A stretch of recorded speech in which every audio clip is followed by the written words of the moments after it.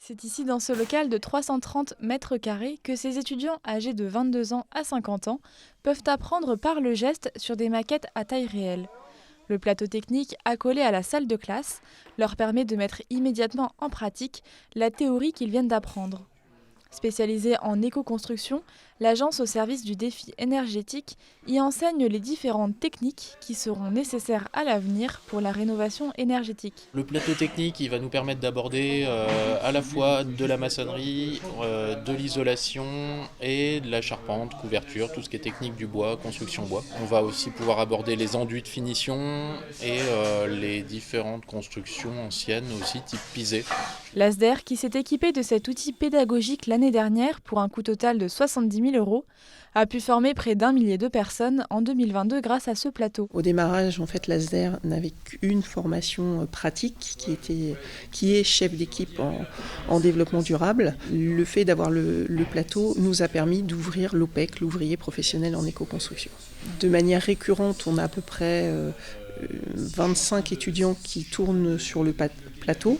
En alternance, donc les chefs d'équipe et les ouvriers professionnels en éco-construction, plus des stagiaires de formation courte qui viennent se former sur le plateau aux matériaux bio et géosourcés.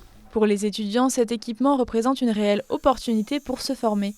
Et il a également joué un rôle décisif dans le choix de leur formation. Quand on avait fait la visite, je crois que c'était en décembre, j'avais vu ce lieu et j'avais vu un peu tout ce qui se faisait. Et c'est vrai que la première fois que j'avais eu des informations sur OPEC, c'était sur leur site internet de l'ASDER.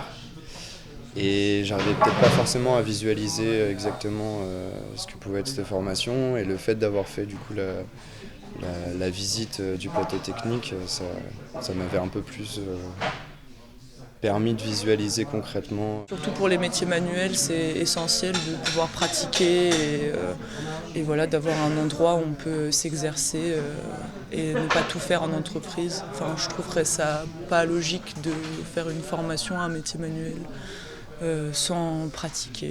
Le secteur du bâtiment représente aujourd'hui 27% des émissions de CO2 dans l'Hexagone, ce qui le classe au deuxième rang des domaines d'activité les plus émetteurs de gaz à effet de serre.